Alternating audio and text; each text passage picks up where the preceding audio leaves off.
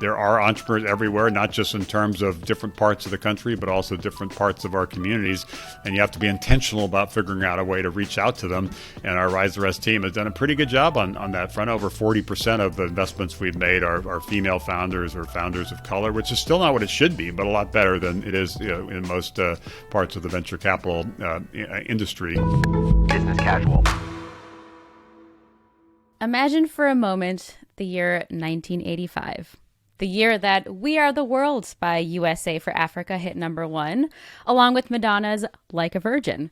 Big hair and spandex were in. The Golden Girls premiered on television and delighted audiences everywhere. And only 3% of people were on the internet, for an average of about 1 hour a week. Needless to say, a lot has changed since then. Our guest today, Steve Case, co-founded AOL in 1985, and true to the company's name, their mission was to get America online. As Steve tells it, it took at least a decade of persistence and hard work before AOL finally broke through, and by 1996, AOL reached 5 million members. Because of this dedication and ability to fight through the naysayers, an experience many entrepreneurs may find familiar, Steve helped create a staple in many of our lives, including for young me. Who could forget the sweet sound of dial-up until your mom picked up the phone and booted you off the internet? Or the flood of excitement when you heard, "You've got mail." Or for me, the thrill of your crush entering the chat on AIM. The joys were simple back then, but now the internet and entrepreneurship are wildly different, with dreams of innovation expanding in unexpected places. In 2014, Steve Case launched Rise of the Rest, an initiative to accelerate the growth of tech startups across the country, even for people who live outside the major coastal tech hubs. As he writes in his new book, The Rise of the Rest, for most of the past decade, 75% of venture capital has gone to just 3 states, California, New York, and Massachusetts. We spoke with Steve about his mission to bolster entrepreneurs and startups across the country. We also, of course, got his take on Web3 and the future of the internet, given that he played a massive role in building Web 1 and Web 2. We also got a little nostalgic with our game at the end of the episode today, so stay tuned for that, because nothing makes me feel more nostalgic than talking about AOL. While the economy might feel kind of garbage right now, this episode definitely made me feel optimistic about our country's ability to keep leading in global innovation. That's all next after the break. Okay, before we get into it today, I have a request for you, business casual listener. We are entrepreneurial ourselves over here at Morning Brew, of course, which means we want to continue learning, testing, and improving. And there is no one more important to us than you, because that is how we get paid. So as we do some serious thinking about what's working and what's not, I'd love to hear from you specifically. Send me a DM at Nora K. Ali on Twitter and let me know. What do you want to see more of? What topics are interesting to you? What do you wish you could learn more about in the world of business? Any dream guests you want to hear from? What do you want to see less of?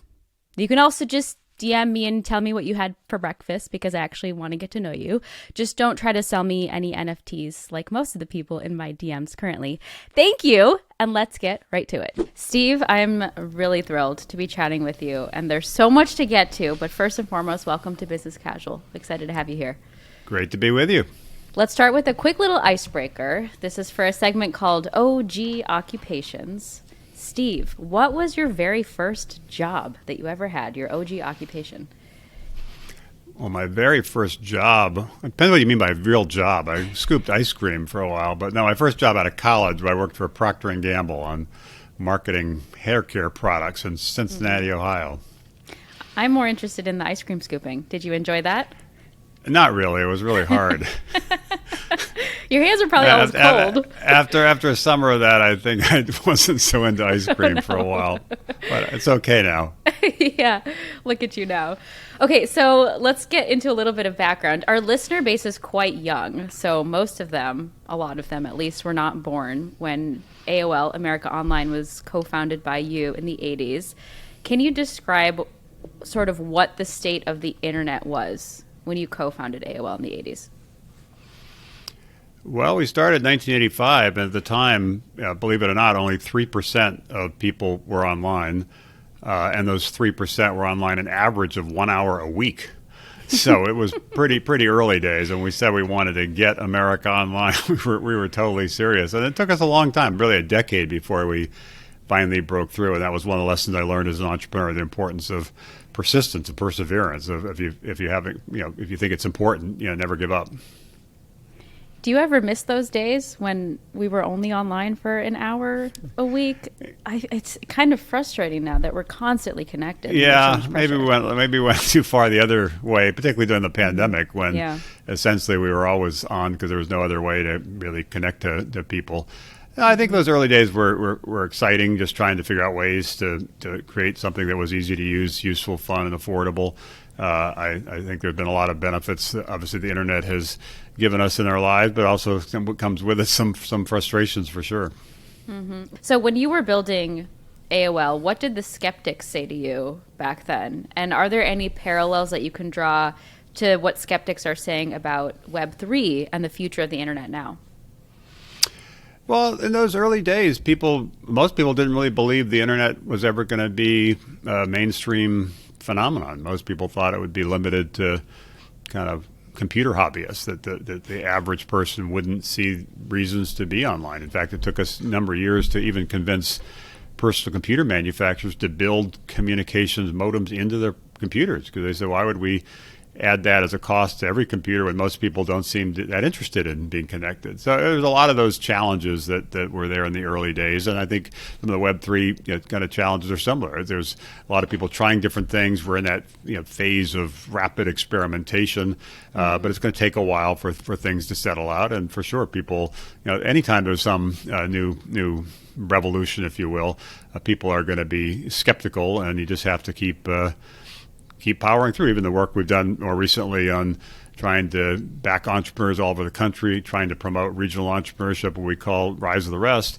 When we started that effort nearly a decade ago, most people thought it was a crazy idea. That they believed that because most of the venture capital was in places like Silicon Valley, that's where most of the great companies would be built, and most people who wanted to be part of the innovation economy would move to Silicon Valley, and most people didn't believe you could build really significant companies in other parts of the country. That's starting to change, but there's still a lot of work to do. So I've seen this movie before, and I know that in the early days there are always going to be skeptics, and you just have to keep. If you believe in your idea, keep fighting for it, and recognize sometimes, sort of the light at the end of the tunnel the light seems dim or flickering, but you just have to keep fighting. And eventually, the tunnel gets a little shorter and the light gets a little brighter. Yeah, I mean, there's certainly plenty of skeptics now when it comes to the next generation of the internet, I guess. But then you have those who are very bullish on the metaverse, for example, like Mark Zuckerberg, who recently predicted that 1 billion people will join the metaverse, in part using Meta's tools. And that is despite a consumer survey from November 2021 that found that more than 2/3 of Americans are uninterested in Meta's metaverse vision, at least. What is your prediction and your take on maybe the mainstream adoption of whatever the metaverse turns out to be? Well, I'll give you a little backstory. When we talked earlier about AOL in those early days, we actually launched 30 years ago a version of the metaverse, which was a virtual reality kind of alternative worlds with avatars in partnership with Lucasfilm, a big movie company, called the Lucasfilm's Habitat. And that was with relatively slow computers, relatively slow modem, but the idea was you would basically be a character in this virtual world. And that worked reasonably well, but the technology was clearly limited. So this idea is not all that new. It's been around for decades. What's happened over those last few decades is the technology's gotten better. There's much more compelling experiences are possible. But I think people are still in that experimentation phase, still trying to figure out what the killer applications are, whether it be gaming or travel or education or some uses of it in an office setting, for whether it be for meetings or other kinds of things.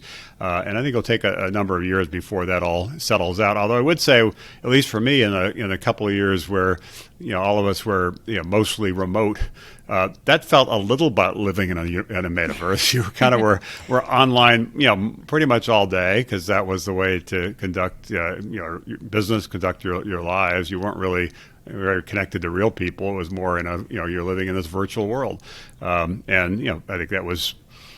People got things done, but I think most would agree that while there was some positives to that in terms of being able to continue to connect and even some convenience, there are also some negatives, and that's why I think more and more people kind of are enjoying being back together with other people. So it's always going to be a mix, always going to be a balance. Yeah, definitely. Wait, I want to know more about this alternative world from 30 years ago. Can you illustrate what that experience was like? What did it even look like? Well, you can see it's still online. If you search on, it was a service we launched called Quantum Link or Q-Link. This is before we actually launched AOL as a brand. And it was dedicated for Commodore 64 computers, which back in the mid-'80s was the most common home computer. And it used a very slow 300 baud modem and had graphics stored on the disk, the floppy disk that you would use. So you wouldn't transmit a lot over the phone lines because you couldn't. So you'd pull up graphics. They were very rudimentary, and I think if you look back at some of the things online or some of the videos online, it's almost laughable. But it was an example of kind of a first-generation attempt at the metaverse.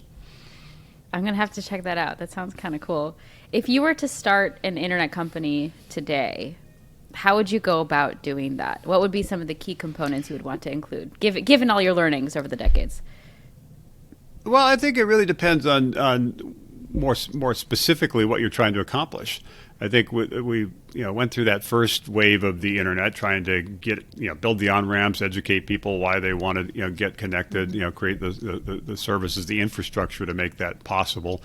That sort of set the stage for the last, call it 20 years of the second wave, which is really more about software apps riding on top of the internet. You didn't have to build out the infrastructure anymore; it existed, so you could focus on innovating on top of that infrastructure. Now we're in the third wave of the internet, which is really when the internet meets the real world, and you're focused on things like healthcare and education and food and agriculture, some of the most important aspects of our lives and some of the biggest industries. So I try to figure out first what exactly I'm trying to accomplish, what battle I'm trying to fight, then figure out what partnerships might help accelerate that, what skill sets are needed on the team that you need to assemble. And also, and this is sort of the new and ties in with the work we've done with Rise of the Rest, even the book I wrote on Rise of the Rest, figure out what is the best city to launch that company in. For the last 20 years, the presumption was the best city was San Francisco, because that's where a lot of other people were, and that's where most of the venture capital was. I believe in this third wave, domain expertise will matter more if you're trying to disrupt healthcare. Understanding the culture of healthcare and building trust with potential partners that could really help accelerate your growth is going to be important. That leads to potentially being in other cities like Minnesota, where there's a lot of big healthcare companies like United Health and key players like Mayo Clinic, or in Ohio because of the Cleveland Clinic. So that figuring out what the right place is to launch the company is important. One example, one of the investments we made with our Rise of the Rest fund is a company in northwest Arkansas in Fayetteville called Acre Trader. That company actually started in San Francisco, but the founder, Carter Malloy, moved to Fayetteville because Acre Trader is a platform that allows people to invest in farmland. And he concluded that if he was going to try to create this platform to invest in farmland, it better be close to where the farmers are to build trust. And so that company is scaling quite significantly. And there's a benefit for Acre Trader to be in northwest Arkansas as opposed to in San Francisco. There are a lot of other examples I could cite of why strategically there's a decision about where to start the company is going to become more important. And now, thankfully, there is more flexibility in terms of where entrepreneurs can start and scale than there might have been 10 or 20 years ago, because we're starting to see a dispersion of venture capital, even a dispersion of talent, and that was accelerated over the last 2 years with the pandemic. Yeah, I want to emphasize something that you said. Domain expertise will matter more. So you're not just going to be someone who's familiar with tech who can just randomly launch a company. It's beneficial to be close to those who are the experts in a particular industry. I love that you brought up Minnesota. I was born and raised in Minnesota, and you're right, it's a huge hub for healthcare, a huge hub for science as well, with 3M, for example. So a lot of really great examples that you listed out. Okay, let's dig a little deeper into your new book, Steve, The Rise of the Rest. In the preface, you wrote, "As I write this, I'm looking ahead with anticipation to a date 4 years away, July 4th, 2026, when America will celebrate its 250th birthday." What is your biggest hope for the year 2026? It could be internet related, the planet, entrepreneurship, anything. What do you hope to see over the next 4 years? Well, as I mentioned in the forward of the book, I've been chair of the Smithsonian Institution, and it has obviously a number of museums, 19 museums on the National Mall, and been working on some of the planning for the 250th celebration. And my hope is it will allow us to take a step back and celebrate what got us to now, and then also help inspire us for this next chapter. And it is worth remembering, as I pointed out in the book, that when we got started nearly 250 years ago, America itself was just a startup. It was just an idea, and like many startups, almost hit the wall. It wasn't at all clear it was going to make it, but we kind of struggled through those early years, and then thankfully we're as a nation able to lead the wave of agriculture revolution, and then the industrial revolution, then the digital revolution, and now we're the leading economy and the leader of the free world. So the entrepreneurs played an important role all across the country, all across many different industries. And my hope is, as we think about this next phase, we take the steps necessary to make sure America remains the most innovative entrepreneurial country in the world, and continues to be a magnet for talent, people coming from all over the world to start companies in the United States, and that we also help level the playing field in terms of opportunities. So everybody everywhere in the country really has a shot at the American dream. If they have an idea, they have a shot at starting a company. That has not been the case for most of the past couple of decades, when 75% of venture capital has gone to just 3 states. That leads to a brain drain of people perhaps like you, they're leaving Minnesota because there are greener pastures on the coast where most of the venture capital was. Yeah. So how do you slow that brain drain of people leaving and create a boomerang of people returning? I think that will result in a more inclusive innovation economy. I think that has the potential to help knit together a very divided country, where some people are excited about the future, most people are anxious and worried and pessimistic about the future, and also maximizes the likelihood of remaining as I said earlier, that beacon of not just liberty but also innovation and economic progress. So hopefully some of that will happen. Obviously, part of the reason I wrote this book, Rise of the Rest, was to shine a spotlight on some of the people and places that are giving me hope around that future. And you had mentioned that people were skeptical when you first started these Rise of the Rest bus tours so many years ago, because they didn't quite believe that you could see that kind of innovation across the country, not just on the coast. Can you bring me back to how you were inspired to go on these bus tours, these Rise of the Rest tours, and what were you hoping to learn when you first started on the journey? I sort of stumbled into this. I was asked about a decade ago to co-chair an initiative called the National Advisory Council on Innovation and Entrepreneurship. That led to being asked to chair an initiative launched by the White House, President Obama, called Startup America Partnership.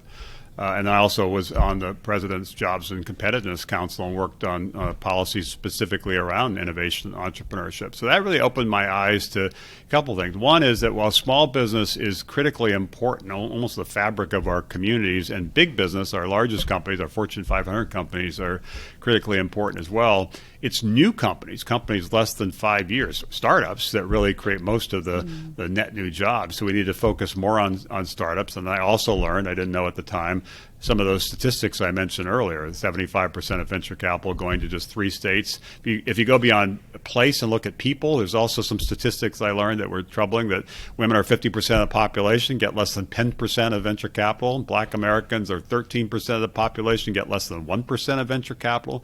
So it does matter where you live, does matter what you look like, whether if you have an idea, you have a shot at starting a company, and that's what we're decided to start changing initially through that work at the policy level. And then we hit the road about 8 years ago with our first Rise of the Rest bus tour. We went to cities like Detroit and Pittsburgh that 100 years ago were innovation powerhouses. In many ways, Detroit 100 years ago was sort of like Silicon Valley is today, when the automobile was the hot technology of the day. But it was sort of a sobering reminder that things rise and things fall, because it went from being the dominant innovation city in America, Detroit, to losing 60% of its population over a half a century. And then the year before we rolled into town on our Rise of the Rest bus, the city of Detroit went bankrupt.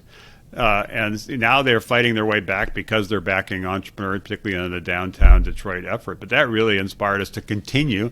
And now we've done 8 of these bus tours, visited 44 different cities. We've now made investments in 100 cities. And it's really amazing what we're seeing. It is inspiring, and hopefully will inspire the next generation of entrepreneurs to start wherever they are, not feel like they can't start a company there, and hopefully inspire people in their communities to support them, whether it be as investments or customers or partners, or just mentors and encouragers. We really are trying to level the playing field so that everybody does really have a shot, and every community can rise. As you're trying to level the playing field, what are you finding are the biggest barriers at this point for folks who are trying to start companies? Is it access to capital is difficult because a lot of the money sits on the coast. So what are some examples of what's preventing these communities from thriving as much as they could? There's a number of things. One is the capital, and that's what we're trying to address. And we've been encouraged by some of the progress over the last decade. 1,400 new regional venture firms have started up, backing entrepreneurs in their own backyard. That's super helpful. We've also seen a 6-fold increase in the amount of venture capital going to these Rise of the Rest cities. That's obviously helpful. But there's still work to be done on the capital point. And pandemic, frankly, was a little helpful on that front. The venture capitalists on the coast started doing Zoom meetings and realized that they could actually do a Zoom meeting with an entrepreneur in Minnesota or Ohio as well as somebody in their own backyard. So that the capital piece is part of it. The talent piece is another part of it. How do you attract the entrepreneurial team you need to be successful? How do you slow that, what I talked about earlier, that brain drain of people leaving different parts of the country and going to the coast? How do you create a little bit more of a boomerang? So the talent piece is critical. There's also a culture piece. That one of the great things about Silicon Valley is the sort of the art of the possible. They're willing to think big and take a long-term view. Some communities, in fact, many communities in the United States don't have that view. They're a little more cautious, a little more risk-averse. They hear an idea for a startup and are figure out why it might go wrong as opposed to why it might go right. So there's a culture piece as well. There's also a collaboration piece. We have to make sure that the entrepreneurs are able to connect with people in the universities, connect with some of the big companies in their community, get support from policymakers, mayors, and others. How do you create a vibrant ecosystem that is collaborative in each of these? So those are some of the examples. There's others as well. I have a whole chapter in the book about what we've learned in terms of the key kind of ingredients that create a thriving startup community. But it is encouraging. We profiled nearly 30 cities all around the country that are really doing it, and these are cities that will prize people. Buffalo, I mentioned, Fayetteville, Chicago, Atlanta, Chattanooga, Indianapolis, Richmond. These are cities all around the country that really are kind of ushering in this next era of American innovation. Not just doing it in Silicon Valley, but doing it all across the country. Do you feel like venture capitalists are paying attention enough to these regions? Because you mentioned that, investors are realizing that you can just Zoom with an entrepreneur and that's fine. You can learn all about their business virtually. But now that in-person events have returned, I've been going to lots of networking events and I'm seeing deals being made and people meeting each other that they otherwise wouldn't come across. And I'm in the heart of Manhattan and there's a lot of these events in Manhattan. So what do you hope investors will do to encourage those kinds of relationships with entrepreneurs who don't live in the city that they live in? Is there anything they can do to sort of create these organic meetups, these organic connections? Well, I think, as I said, the pandemic helped open some venture capital eyes to the possibility of these, Zoom pitch meetings and open their eyes to the fact that there really are entrepreneurs all across the country that are building really exciting, groundbreaking companies that have the potential to be worth, a lot of money. So it'll generate significant returns for their investors. But you're right; it also requires a network to, once you invest, to help those companies succeed. So the first step is finding these entrepreneurs in these cities that you otherwise haven't invested in.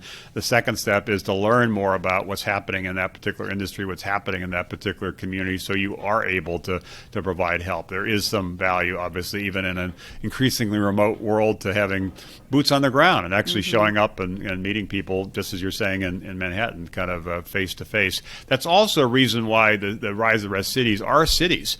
These are smaller cities than New York City or San Francisco, but they're cities. There is something to clustering people together. There's something to building sort of innovation districts within different cities that is where the entrepreneurs kind of come together, because that is how the ideation, the incremental improvements, and even sometimes the breakthrough ideas often happen. Sometimes that can happen through remote technologies, and there are certainly some very successful companies that are all remote.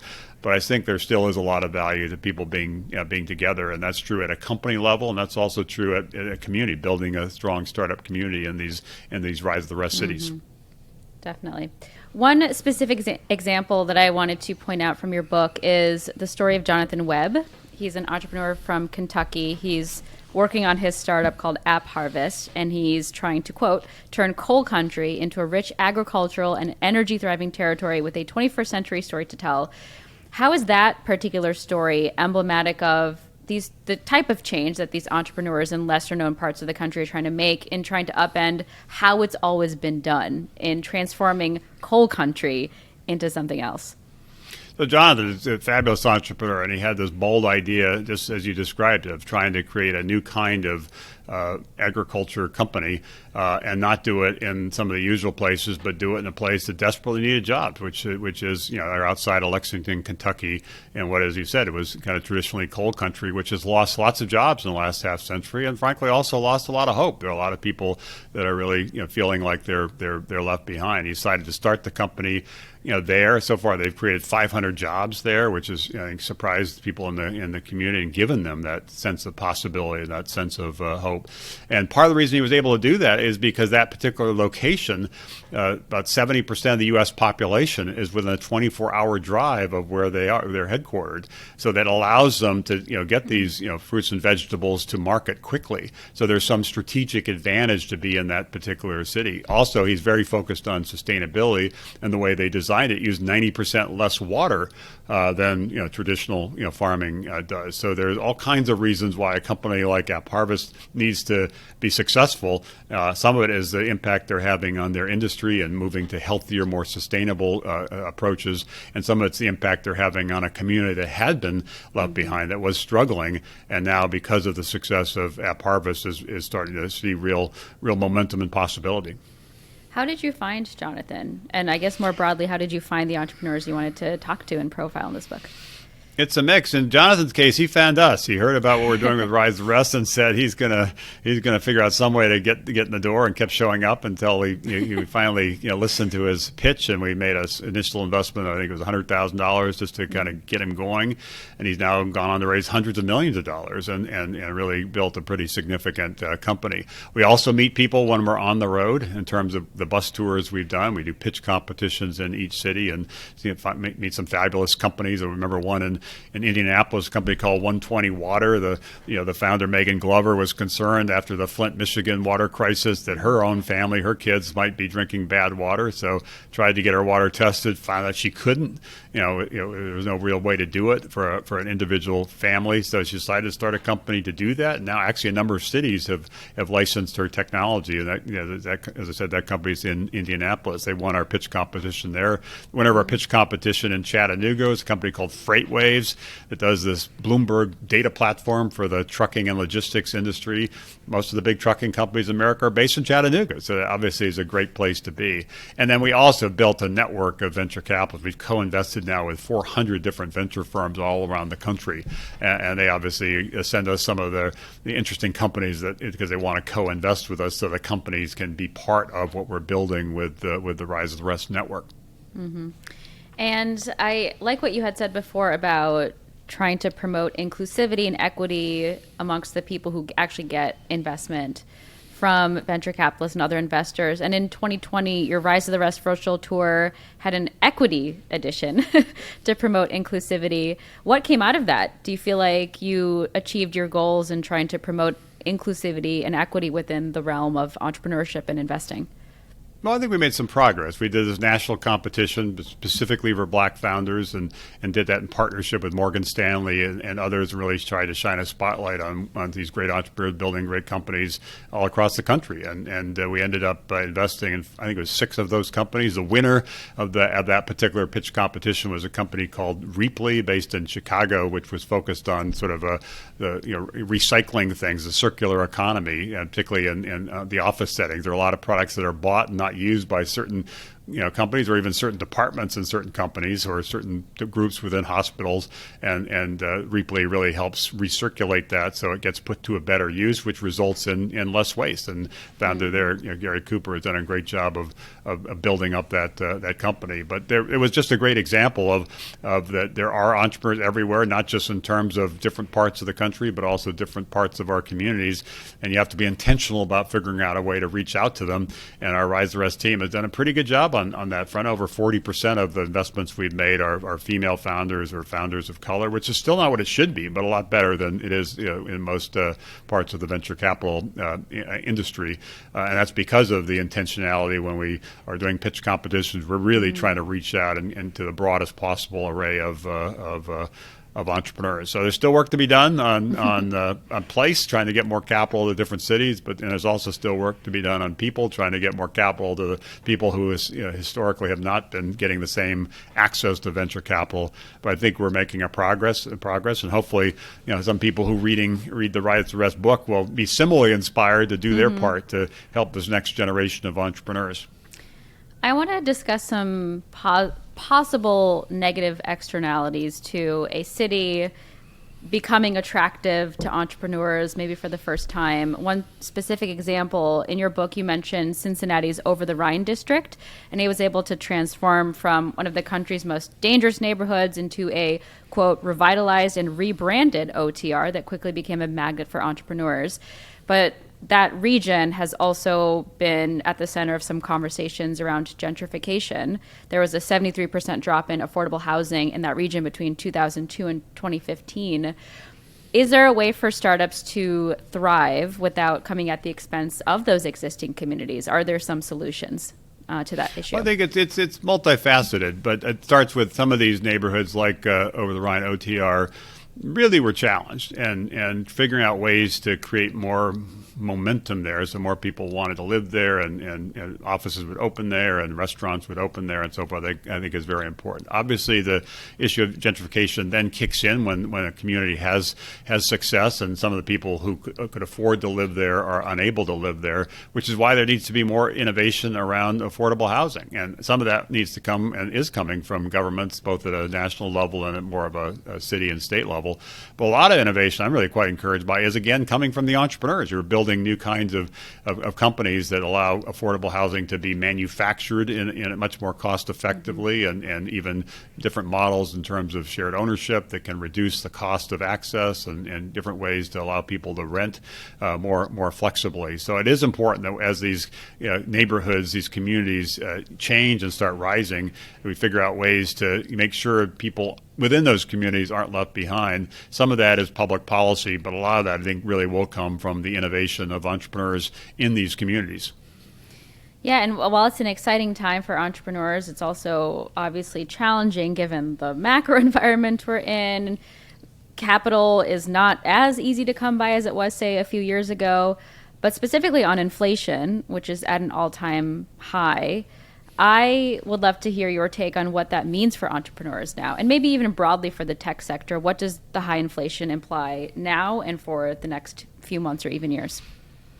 Well, certainly there's some challenges. As you mentioned, inflation is one of them. But entrepreneurs have to take a long-term view. Most companies take 10 years before they're really successful. That was my own experience with AOL, and it's my experience with a lot of the companies we've backed. And so you have to recognize it's not any particular economic cycle. You have to take the longer-term view. Because of what's happened more recently, as you say, it's a little more difficult to raise venture capital. But interestingly, in these Rise of the Rest City, it was always difficult to raise venture capital. So that hasn't changed that much. What's changed more is in the places like where you are in New York or San Francisco, others which were awash with venture capital. Some of the venture capitalists are pulling back there, but these other cities that we've been seeing and investing in all across the country never really had the benefit of a lot of venture capital, never really had the benefit of some of these pretty robust valuations, and as a result, there's less of a reset happening there. And I actually am hopeful that because of what's happened with some of these economic factors, venture capitalists on the coast will recognize that these cities do have an advantage where they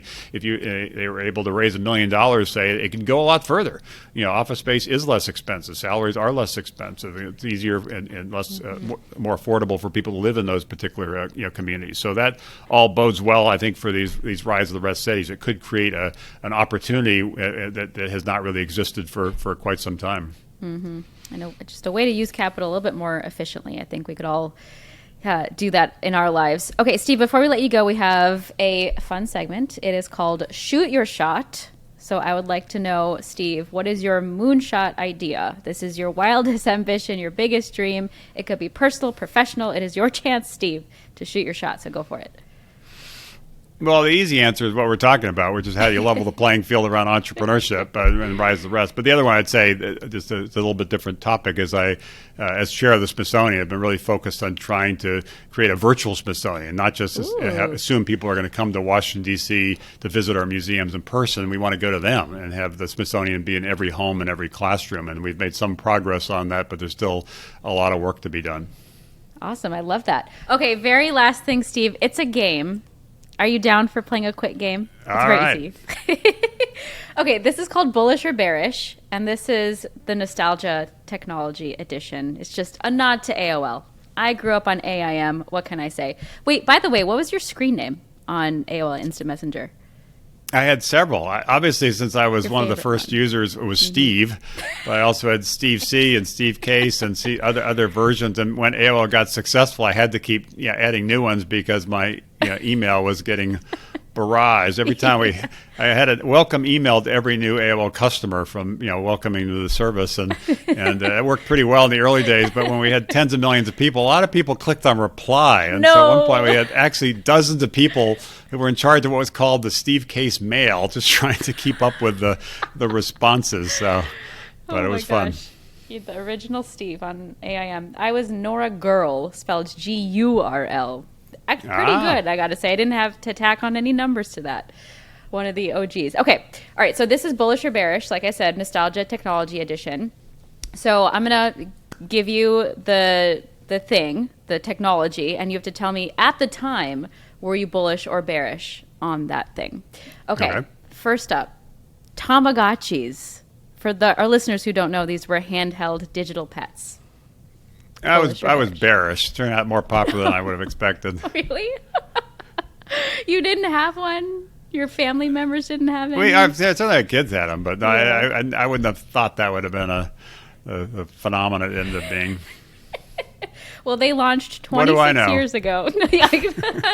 You know a lot, it turns out. So Tamagotchis launched 26 years ago. Fun fact, I just figured this out. For its 25th anniversary last year, they released a Tamagotchi smartwatch so you could strap your digital pet to your wrist. Isn't that cool? Oh. I personally, Steve, did not have a Tamagotchi. I had a Gigapet. I don't know if you remember those. Very similar. I do. Turns out you can still buy them on Amazon for $16. So I might. Well, there you go. It sounds like you've been doing your research here. Did you buy one? No, but I think I might, because I always used, the one I had used to always die. So maybe as an adult, I'll do a better job of taking care of it. All right, next up, the Walkman. Bullish or bearish? Sony Walkman. Oh, I was a big fan of that. I knew that'd be successful, even though the first one was pretty expensive and pretty bulky, but it was amazing that you could have all that music on something you could carry around. I loved my Walkman. Do you remember what your first cassette tape was that you ever listened to, by chance? or one of the first I ones? don't, but I even remember 8-tracks before cassette tapes. So See, there I you never go. experienced 8-tracks. Not even quite sure what those are, but I've heard of them. I think I'm a tiny bit older than you are. My first cassette tape was the soundtrack to Aladdin, and it was magical. So for our listeners, some context. The Sony Walkman was invented in 1979, and after selling hundreds of millions of units, Sony discontinued production of the Walkman in just October of 2010. So it had a pretty long run. They are available, Steve, on Amazon for about $250 if you want to shell out the money. I think I'm pretty good, but my phone does a pretty good job on music now, Spotify and other things. I saw something funny on TikTok where there's are you on TikTok, by the way, Steve? I'm not use it as actively as most, Yeah. but I've been on it for a while. I came across a TikTok literally last night where a 22-year-old flight attendant had found a Walkman on the flight after everyone had deplaned, and she thought it was a bomb because it's this electronic thing that's ticking with wires sticking out of it. So like the police came, and then when she figured out what it was, everyone like laughed at her, and she referred to it in her TikTok as an ancient artifact. How does that make us feel? It is not an ancient artifact. Well, it does make me feel old, but going back to your cassette question, kind of interesting. I just was reflecting on it when you were saying that. I do not remember my first cassette, but I do remember my first album I bought. I actually got 3. It's one of these deals with one of these record clubs where you got, and one of them was a Led Zeppelin album. I love that. What was the album exactly? I think it was Led Zeppelin 3, but I remember it was a kind of white and black. I don't remember exactly what the title was. It's been a while. Cool. Very cool. Okay, last one is MySpace. Bullish or bearish? Bearish, because at the time, it was just coming out of the gates, and AOL had done a lot of community features, AIM, and texting and message boards and people connection chat rooms and so forth. And I didn't see how they were going to get traction. They obviously did, in part by focusing on the music industry, and then kind of lost some of their edge as it did AOL, and that's what led to obviously the growth and now dominance of Facebook. So these things kind of ebb and flow. Did you have a MySpace account, or was it too competitive? I did, but just to keep an eye on it. When you have competitors out there, you have to keep an eye on it. So you weren't updating your top 8 friends every day like I was not. So for our listeners, again, some context. The co-founder, Tom Anderson, sold MySpace to News Corp in 2005 for $580 million. And then a few years later, they sold again for just $35 million to Viant. And then in 2011, Time purchased Viant's assets for an undisclosed amount. And for comparison, Facebook's market cap is around $400 billion. All right, we learned some fun facts today, Steve. This was a lovely conversation. Thank you so much for your time and for coming to join us on Business Casual. Thank you. This is Business Casual, and I'm Nora Ali. You can follow me on Twitter at Nora K. Ali, and I would love to hear from you. If you have ideas for episodes, comments, and thoughts on episodes you loved, fun segment ideas, just shoot me a DM, and I will do my very best to respond. You can also reach the BC team by emailing businesscasual@morningbrew.com. or give us a call. That number is 862-295-1135. And if you haven't already, be sure to subscribe to Business Casual on Spotify, Apple Podcasts, or wherever you listen. And if you like the show, please, please, please leave us a rating and a review. It really, really helps us. Business Casual is produced by Catherine Millsop and Olivia Mead. Additional production, sound design, and mixing by Daniel Marcus. Kate Brandt is our fact checker, and A.B. Silver is our senior booking producer. Sarah Singer is our VP of Multimedia. Music in this episode from Daniel Marcus and the mysterious Breakmaster Cylinder. Thanks for listening to Business Casual. I'm Nora Ali. Keep it business and keep it casual. Business Casual. If you like what you saw and you like what you heard, you can listen to the entire episode of this podcast, Business Casual, anywhere you get your podcasts. And please go ahead and subscribe to the Morning Brew YouTube channel and go ahead and click on that alarm bell, that thing right there, so you can be alerted anytime there's a new video.